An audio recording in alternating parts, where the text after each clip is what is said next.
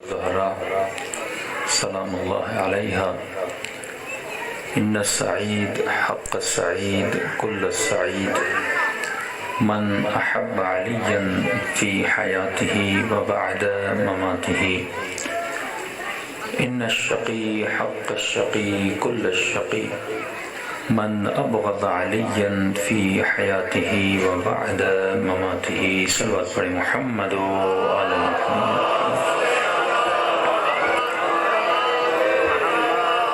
پروردگار عالم، آپ مومنین کا اس فرش عزا پر آنا اپنی بارگاہ عالی میں قبول فرما دے. جن مقاصد کی وجہ سے فرش عزا پر جمع ہوئے ہیں ان مقاصد میں بھی ہم سب کو کامیابیاں اور کامرانیاں نصیب فرما دے. رزق دو طرح کے ہوتے ہیں. بسم اللہ. ایک رزق جسمانی ہوتا ہے، ایک رزق روحانی ہوتا ہے. بعض اوقات کوئی دنیاوی اعتبار سے فقیر ہوتا ہے لیکن اخروی اعتبار سے امیر ہوتا ہے، اور بعض لوگ دنیاوی اعتبار سے امیر ہوتے ہیں، یہاں گاڑی بھی ہے، بنگلہ بھی ہے، گھر بھی ہے، عزاد اولاد بھی ہے، لیکن اخروی اعتبار سے اس سے بڑا کوئی فقیر نہیں ہوتا، کیونکہ دنیا کے رزق کو کمانے کے لیے خدا نے کوئی رکاوٹ نہیں رکھی. فرمایا لیس الانسان الا ما سعی، جو جتنی محنت کرتا ہے، کوشش کرتا ہے، اس کا صلہ خدا اسے ضرور دیتا ہے، چاہے وہ کافر ہو، چاہے وہ مسلم ہو، چاہے وہ منافق ہو. یہاں تک کہ وہ چور جو اپنی چوری میں محنت کرتا ہے اس کی محنت بھی ضائع نہیں ہوتی. یہاں پہ لفظ سعی و کوشش ہے. اب وہ سعی و کوشش کسی بھی فیلڈ میں کی جائے خدا صلہ ضرور دیتا ہے، لیکن جو اس کا نتیجہ ہوتا ہے وہ رزق یا دنیاوی ہے یا اخروی ہے. دنیاوی رزق کا نقص یہ ہے کہ وہ وقت کے ساتھ ختم ہو جاتا ہے، کہ مولا فرماتے ہیں جب موت آئی یہ رزق ختم ہو گیا.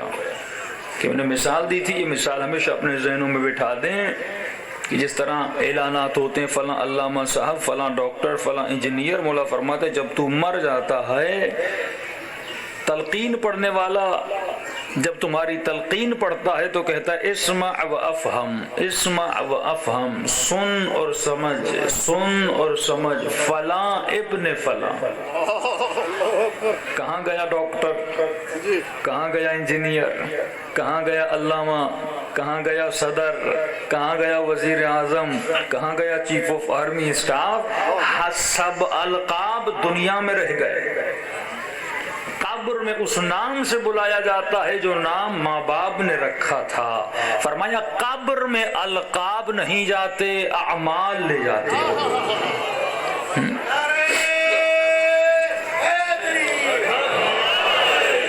اور یہ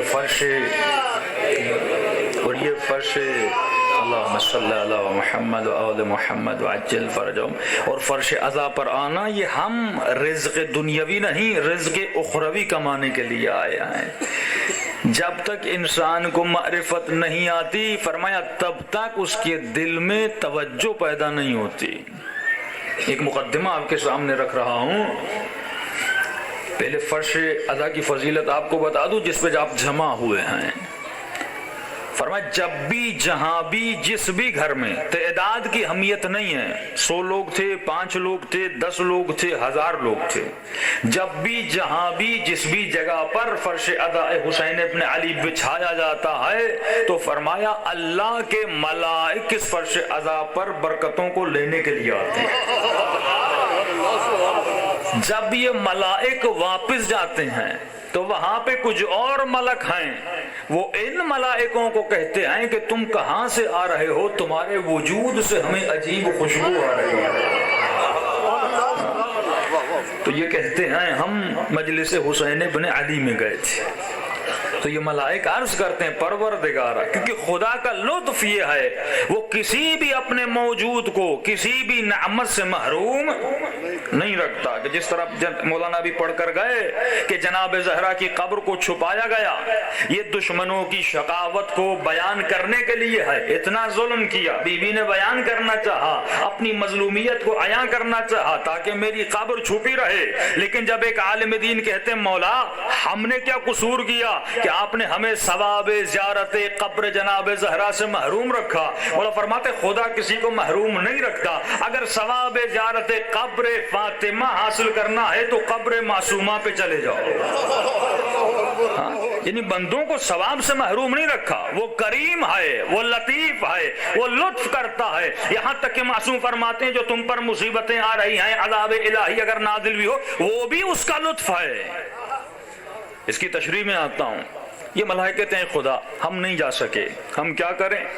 تو اللہ کی آواز آتی ہے فرش عذاب پر مجلس تو ختم ہو گئی، اے اہل آسمان زمین پر جاؤ، ابھی تک اس فرش عذاب پر حسین کے عزاداروں کے قدموں کے نشان باقی ہیں۔ فرمائیے ملائک آتے ہیں اپنے پر آپ کی قدموں کے نشانوں سے مس کر کے جاتے ہیں، پھر ان کے وجود میں بھی خوشبو آ جاتی ہے، تو تصور کرو جو عزادار کے قدموں سے فیض لہا رہا ہے تو عزادار کا مقام کیا ہوگا؟